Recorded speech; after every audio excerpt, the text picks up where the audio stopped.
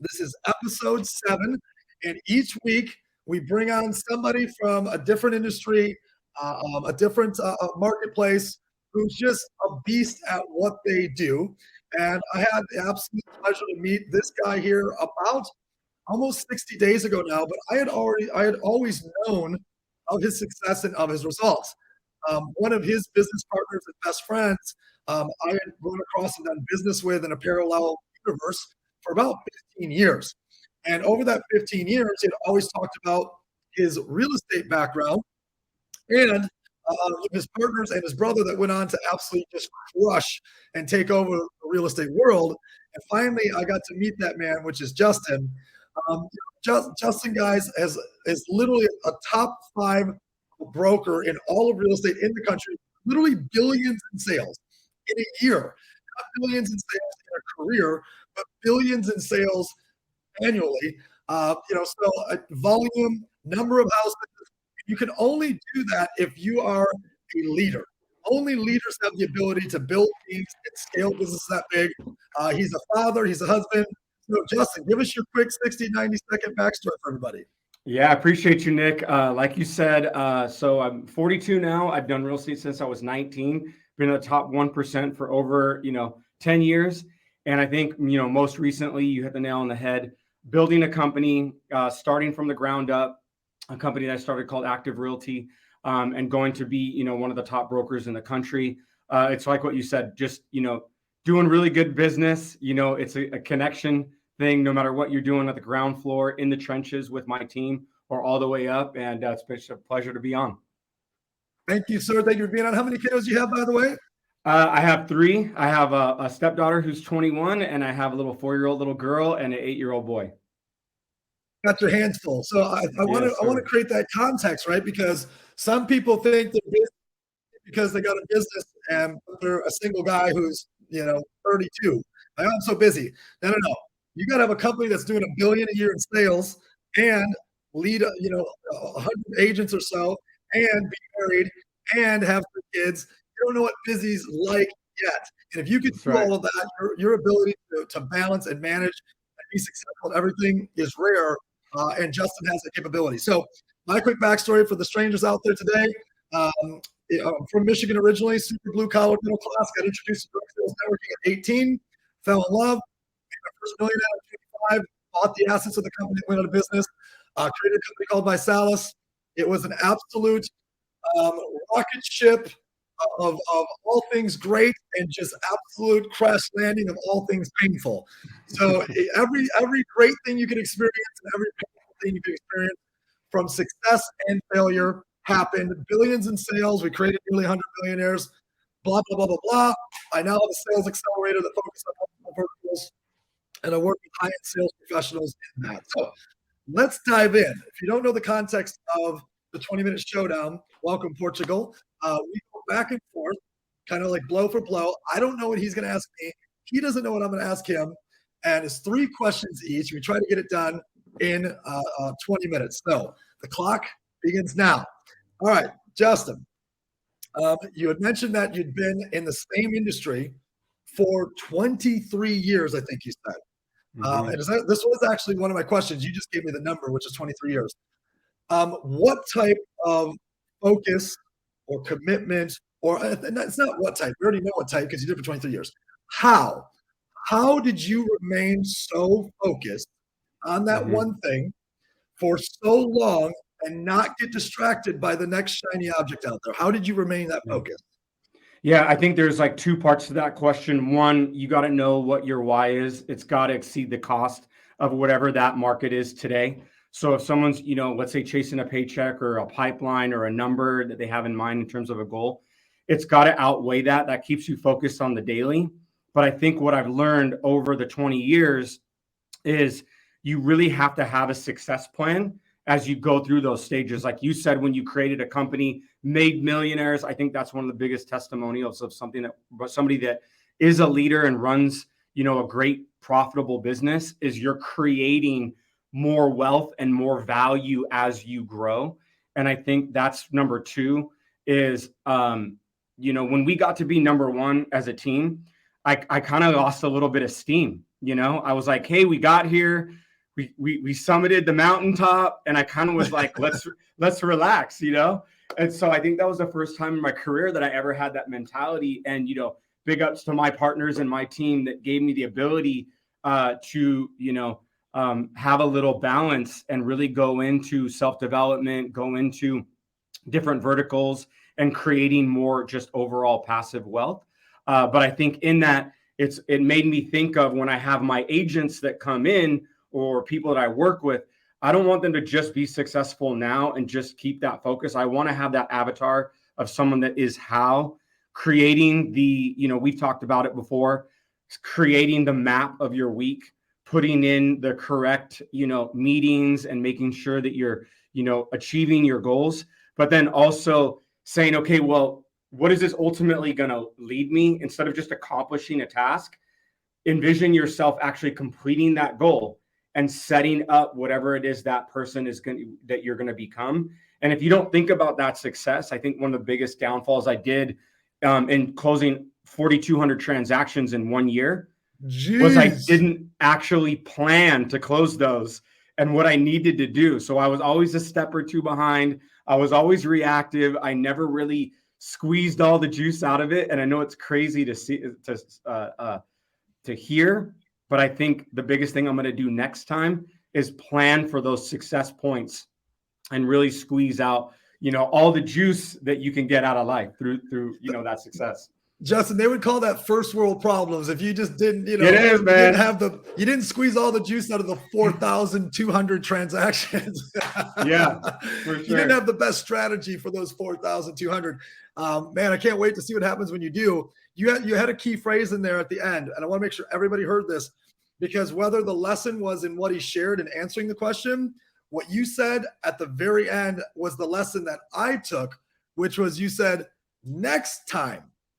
He's not done. The next time he closes 4,000 transactions, he's going to do it better. So not only did he say next time, he said, next time I'm going to learn from my failures of my 4,200 transactions, and I'm going to get better and improve. Multiple lessons in what you shared there, brother. Thank you for sharing. Okay, I'm ready. Absolutely. Hit me. Okay, so for a little backstory for the audience here, I saw you on stage at Break the Code, right? I know we had a soft introduction, but I was like, man, that guy has the energy. I was like, I immediately followed you on all platforms. I was like, I don't know what he's doing specifically in the space, but he's doing it right. So one of my questions were, what attracts you to people and then also companies or projects you get involved in? Okay, so I'm hesitating because I don't want to sound cheesy, and there's such a great word that has become so mainstream that it's cliche now. But there was a time where, you know, being attracted to somebody energetically really meant something. Now, you know, that word of energy or vibe is thrown away, or is thrown out there so much. It's so cliche. But I really have a core belief system that our intuition speaks so loudly to us when you're dialed in. And whether you're dialed into the universe, the man upstairs, nature, whatever dialed in means to you. But when you're truly, truly, truly dialed in, your intuition speaks so loudly. And I think that the moment that you meet somebody, you already know if you should or should not be working with that person. Unfortunately, and this happens to all of us, we let our logic will start to take over and say, yeah, but this deal could be so good, or yeah, but did you hear what they said about this, or yeah, but maybe I'm being too judgmental, and yeah, but yet when we start to yeah, but in our mind and talk ourselves out of our intuition because the deal, quote unquote, or the opportunity might sound so interesting or so good. So I'm just going to say, just completely making this short, your intuition knows immediately. Do you remember, by the way, this old school documentary called What the Bleep? What the Bleep Do We Know? Mm-hmm. We're old enough to know this one. And it talks about the cells and how the cells react to other people and how your central nervous system reacts the moment you come into space. I mean, if you think about this, not to go too down the rabbit hole of weirdo-ness, we are moving. Literally, this cell phone is moving. This laptop is moving. This desk is moving. It's all made up of, the same thing, right? That are moving, these electrons that are spinning and spinning, these atoms with these spinning electrons. So when we come into contact with people, we're interacting, right? Our atoms are interacting with their atoms, our negatives, our positives, our energy. That's an atom is an energy source, right? So those atoms know, like, hey, I can interact or I can't interact, or I should not interact with that person. And that then triggers, I think, that intuition to say, this is a hell yes, or this is a hell no. So hopefully I didn't go too far down the weirdo land on that one, but that's my belief on that. Intuition powered by energy. I love it. Great answer. Good. Thank you. Great question, man. Fantastic question. So let's go to question number 2. Question number 2, and this is one that is, I won't say the biggest, because sometimes the biggest we can't share. I learned this last week when I did this. What is one of your greatest failures that has shaped you into who you are today, either by belief system, or maybe it's one certain belief, or a path you went on, or an activity model? How did one of your greatest failures turn you into who you are today? Great question. So I was actually listening to a reel this morning from Hermosi, and he basically said, what motivates you more, positive or negative? A really great outcome or a really bad outcome? And he goes, it's actually a really bad outcome. It's a really negative outcome. And he basically said, put a gun to your head and see who's motivated more, right? It's like that fear of like death or going down at that failure actually has been a driving force for me consistently. I come from a split household. I was adopted. I moved, a dozen times before I hit high school. So I didn't know anything but a failed family structure. And so it took me a long time to get out of that. Failure was a normal part of life. And And so what took me, I've never had this much success in business. I have a beautiful, wonderful, amazing family now. I'm not used to this. I don't think I'll ever be used to it. So every day I wake up, my feet hit the floor. I have this gratitude and I have this thankfulness, but I honestly have to tell you that I feel like I don't deserve it. I feel like I work my ass off, and I feel like I've been lucky, and I feel like I do what I'm meant to be doing. I pray every day that, God, keep me on my path, keep me focused, keep me in the rooms that I need to be in, and help me in some of the rooms that I need to go into. But I think in terms of those greatest failures, it's like there's quite a few of them. Defining moments, I think for me in 2008, just like everybody in the real estate space, I ended up having to go through bankruptcy, right? I had partnerships or relationships in general that I think what I learned is the damage is like what you said in your first question, when you don't listen to your energy or your intuition. And you, despite that, you go, oh, this could be the one. And you say that yes. And that changes the trajectory from years in your life versus letting it play out and seeing if your energies really do mesh. And if they do, I think your intuition takes over. So what I've learned from having to do those really big things is all of those things will pass. And if you want to be strong, you want to go to the gym, you don't go to strong, you don't go to the gym, and you got to lift weight, right? You got to put some resistance behind to get some muscle, right? So same thing in life. You can't just go through with, some 5-pound dumbbells and just be like, you're never going to get any strength. You're going to have to put some resistance up. So to me, it's like, I want a life worth fighting for, not a life that I don't have to fight for. It's like, I know I'm going to fight, but I want that fight to be worth it. And as a leader, I want to make sure that I'm fighting in the right circumstances that, define your entire team, There's so many bombs that you just dropped right there. I mean, there wasn't like, you're like a walking, quote reel, walking like Jim, Jim Rohn, what he says. Just here's another one. I do love my little one-liners. I do love that. For sure. You're just stacking them. You're right. Stacking joy and stacking personal growth and personal development into us today. That's right. So guys, by the way, if you want to ask a question, we have time at the end. Drop a question in here. Maybe we get a time at the end. We can fire it to Justin, or if the question's for me, let me know. I always forget to say this because I'm always behind. Go ahead. We're making good time. If you got a question, drop it in the comments. All right, Justin, I'm ready for number 2. Okay, number 2, actually kind of on that same vein for you. what's a defining moment that you had? I know it's a little cliche, so I'll dive in a little bit deeper. Is basically a moment that why, and I want to tell you the little background on the question. Selfishly, when we do these types of things, it's like I follow you, I'm immersed in the leaders that I think have done it for a long time. So what's something of a moment in your life that you took control, something that you remember? It could be multiple, your top one or two that you really feel like it was that aha moment and you took control. I'm going to give you two. Okay, I love it.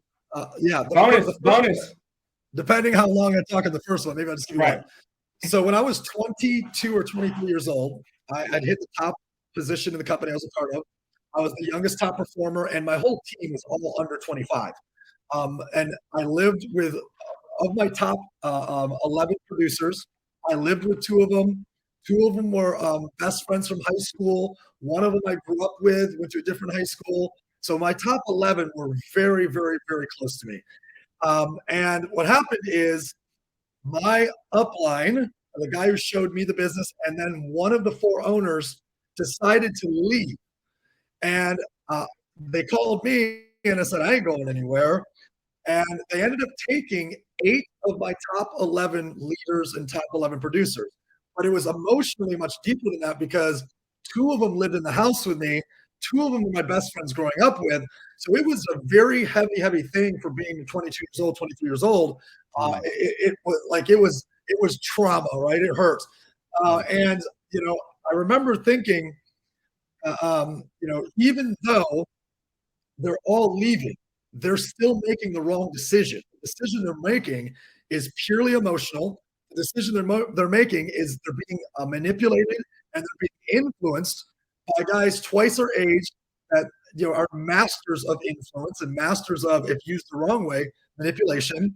And the reason why I'm calling it manipulation is not because people went to go to a different company, but the language that was used to get my 20-year-old friends to follow him. You're living in Nick's shadow. You're going to be the Nick at the next company. Just all the bullshit that's just garbage, right? Mm-hmm. So, it really hurts. And I remember the next day, I didn't sleep. I called together the 3 guys that were left. It was me and those 3, and we were in Little Italy, San Diego, at my condo, and it's Blake Mullen, who you might know that name. He's a legend now. He's a Hall of Fame direct sales. 2 other guys, Ryan Blackport, Jake Kaczynski. And I looked at them and I said, this will never happen again. From this point forward, no one follows anyone else but us. So that moment was a defining moment of really, really turning me into my own leader. I really understood, wait a second, I don't need anyone else. I don't need a leader. I don't need other leaders to lead my people. I don't need outside speakers. All I need is me and these 3 guys, and everyone will become the leaders that people need to look to. So it forced me to become the leader that people needed so that we wouldn't have to worry about people stealing our sales and our organizations again. That was a long answer, so I'll stop with that one. No, huge. That's awesome. Yeah, that must have been super tough. I've had a couple times in my brokerage where it got poached a similar way. Yeah. And you're right. Like, it's a huge defining moment. And it's really unfortunate when people take or, manipulate the situation, because as a leader, you're taking a huge amount of risk. I don't think people realize that it's not a comfortable situation. It's either a situation that you really want to influence people. But when you take that risk and you step into those shoes, it's really cool to see, that at such a young age. Like, I didn't know that at 22. Like, I was like, who do I follow next? Right? I think it was like to my late 30s where I was like, that's it, I'm the guy, Yeah. But yeah, no, in my oh man, all the way through my 20s, I was like, okay, who do I go to? So that's really cool that at such a young age that you're able to not only go through that, but identify it at the time. I've never been a person like that. I have to identify it later. I have to sit on it and simmer on it. Yep. But that's cool to see that you were able to go over, and you don't need quantity, you need quality, make such a better life. So that's awesome. At that time, and because they were my best friends, roommates, and by the way, my 2 mentors, right, the guys above me, it was like a divorce. Like I definitely, Yeah, for sure. I definitely shed a tear or two that night. Yeah, Um, yeah. and then I turned it into pure rage of action. So Yeah, yeah, which is awesome. You a turned it whole other into lesson. that's That, right. that, That's right. that's all right. So let's jump to the final Cool. question. All right. This one's kind of it's vague for a reason because I want to give you the ability to steer it any way you want. What are let's go today with people that they're stuck. Okay, so they're stuck. Mhm. They're whether they're successful and stuck, or whether they're like all they faced is failure and they're stuck. They're stuck. What are 2 or 3 things that you can say, look, when you're stuck, do this, or do that? How do they get unstuck from Justin's perspective? 100%. So, really quick, it's mindset, immersion, and motivation, and then momentum. Okay. So, I think, and I get stuck too, right? I get stuck all the time. If you're trying new things and you want to go down new roads or you want to explore new possibilities, I think that one of the biggest things, instead of like heading straight down the failure path, right, is identifying A/B testing if something is working or something that really, despite the market or challenges, isn't really working. So I think I was actually talking to a really good one of my mentors. His name's Sharon. Super influential, owns thousands of doors, runs hedge funds, been in the business as long as I have, and what he said was, he goes, take whatever it is and have an artifact. Okay. So let's say this is iPhone is a contract or it's Okay. something that I want to do. Okay. Then you artifact this contract. So as an example, Active Realty, it has marketing materials, it has agreements, and it has all kinds of stuff. Right. But he broke it down. He goes, it's a collection of artifacts. It's your marketing, it's your people, it's your business address, right? He's like, now if it's artifacts, are those artifacts good or are they not good? Is your company building momentum or is it losing momentum? Now all of a sudden, because we've made it something different, it's not emotional, it's not personal, it's something that I can look at unbiasedly and say, okay, is this working for me? Right? Mhm. Because a lot of times people feel stuck and they're personalizing that somehow they're stuck. And that's not the case. The case is, if you were to have an objective artifact into, hey, relationship isn't working. He said, do a mutual expectations document. 1 page, it's an artifact, right? Now, all of a sudden, if that relationship or partnership or whatever it is, that business deal, you say, hey, well, what are our expectations? Are they mutually aligned? Is it something that we're doing together? We can objectively look at that and see, is this just a communication thing? Then the next thing for me, especially I took my kids on spring break. We all had spring break the last couple of weeks, right? For anybody with families.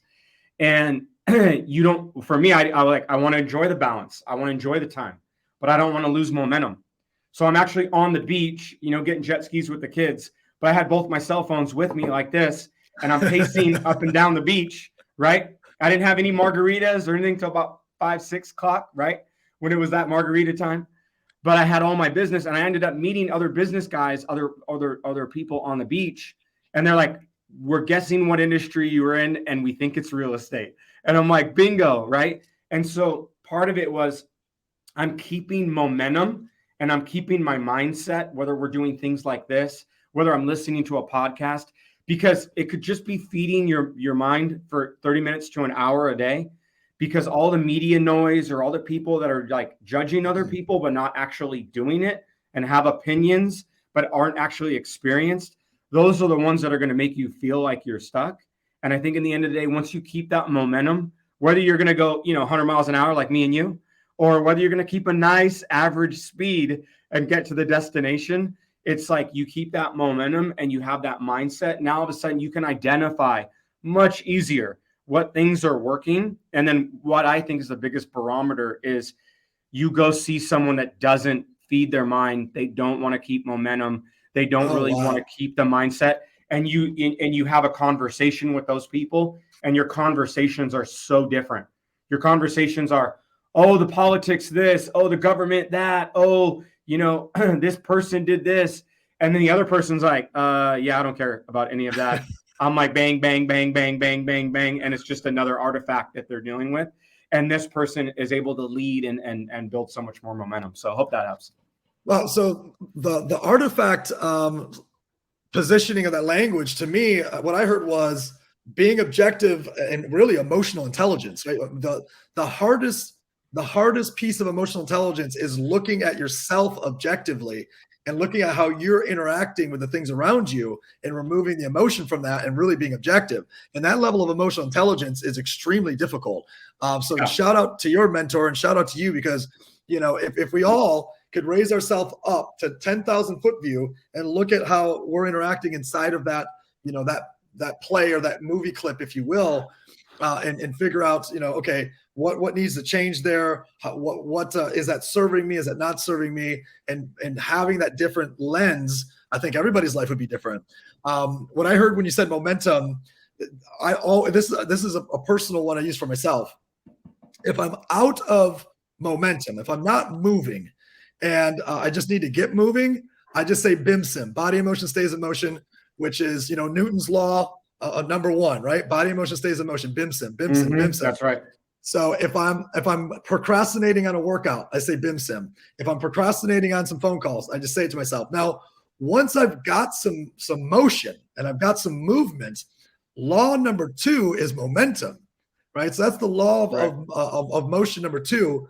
Is momentum. And I constantly reminding myself, do more, one more, go again, keep momentum, because it is very difficult to get momentum once you get it. But once you get it, do everything you can to keep it, because it's hard to get it again. So great answer, brother. Mindset, immersion, and momentum. All right, hit me with number 3, the final go. That is a great segue into my third question, which is, you've been successful over multiple market cycles. So in order to keep that momentum or that mindset, how have you been able to stay in the game, stay relevant? And actually, like when I look at all your social and what you're doing, you're so refined and you're actually staying in front of the trends. The way I explain to like my media or marketing team is, I'm like, when you have when you're trying to shoot a target, but that target's moving, you don't aim at the target. You got to aim right in front of it. So you give your chance, and I see you really as a expert marksman in being able to follow that market trend. So I follow your stuff really diligently, because I don't really care what you say per se. I care about what you do. So what allows you to keep staying relevant over those cycles and get better and better as you go? The responsibility of leadership. And this is an interesting one, because you can make money doing anything. And I have a topic that's really near and dear to me, and I try to speak on it as much as I can. I call it the impact ladder. So if you think of a ladder, and that ladder is a ladder of impact, I think the base of that ladder is an accountability partner. Hey, if you hold someone accountable, great job. That's kind of like the first step into impact. I think the second phase of that is like you're a manager. You got a couple people, you're appointed a job, and you get to watch over those people, a little bit more impact. And I think from there, an influencer. That's a new one, right? People are like, hey, you're an influencer. I'm like, no, I'm not. I influence, but I'm not an influencer, right? An influencer, they use their voice and they use their language and they use their ability to make good videos or pictures to make an impact, right? Whether that's good or bad. I think the one above that is kind of like the mentor, experts, coach range, right? So that's like a little bit higher on the impact ladder. Above that is a mentor. Well, Nick, what's the difference between a coach and a mentor? You don't pay a mentor. A mentor is not like, that'll be $1,000, kid. No, you pay a coach. You pay an expert. You pay those guys, right? So there's a difference in impact. A mentor is somebody that sees you and wants you to win and will tell you, maybe they do a lunch with you once every 6 months, and they say, go kick ass, kid, report back in 6 months, because they love you and they understand the law of reciprocity. Somebody mentored them, they mentored you. And above a mentor is a leader. And the responsibility of leadership, a leader cries when you cry, bleeds when you bleed, and they win when you win. A coach doesn't. A coach wins whether you win or not. If you're paying them, an expert wins. Like it's a different concept. So I've always been in business models that have required me to lead.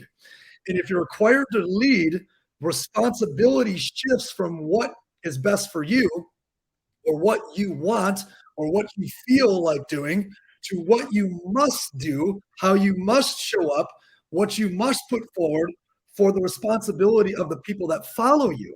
And there's a tremendous difference between an influencer and a leader. So I think that was the long answer. The short answer is the responsibility of leadership to my team, to my staff, to my kids, to anybody that's choosing to follow me keeps me in a position every day where I'm like, fuck, I need to do more, give more, pursue more, learn more, grow more. So that way I'm making a bigger impact or a bigger ripple effect.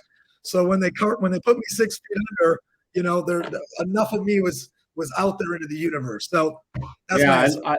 I love it. I love it. I heard a quote that's you can't retire from purpose. And it sounds like, you know, quote.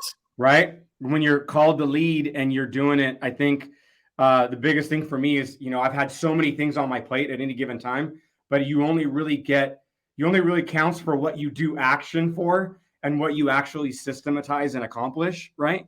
I think that, you know, what's it? The road to heaven is paved in good intentions, right? Oh, right. So I learned early on that it's like, you know, as a leader, I was like, I didn't mean to do that, but it's like, but people had different reactions from it. And it was really cool is, you know, as you do it and you step into that purpose and that why, you really determine, you know, your intentions go to massive action, but you can't not have a purpose and have a goal that's clear and set and defined. So that's what I really enjoy about our talks and watching you as you do everything you do is because it seems like you do it 100%. No matter what you do, you take it and you go at it, you know, and you're, of course you're going to be successful. Well, man, I've absolutely loved this conversation. We went a little long, but that's okay. It was lots of value. And hopefully, guys, if you're watching this, hit replay. If you're watching the replay, tell us what you learned or you liked best. But Justin, where can everyone find you? What is there any closing message to give them or any action you want them to take? Hit them. Absolutely. So follow us on any of my socials. You know, we're big on IG. We're on all the socials. It's just at Justin Tye. And then we're doing a new YouTube channel, and it's basically hacking the 1%. So what we can do is anything that we do in these settings is at the 1% of what I've done in real estate for over 10 years. I'm really interested in talking to Nick and everybody like him and just putting that in long form on YouTube so you can consume like a podcast or anything else. So check out Justin Tye on YouTube. Give us a little subscribe or follow and hit me up anytime. We do respond to all of our DMs, and I appreciate you, Nick. Everybody, I love you, buddy. Hey, will you be on my podcast, Forged by Fire? Heck yeah. You know it. All right. I'm there. I'll see you in Miami. Everybody have a fantastic week. Justin, thanks for being on. Have a great week. Thanks, Nick. Cheers, everyone. Take care.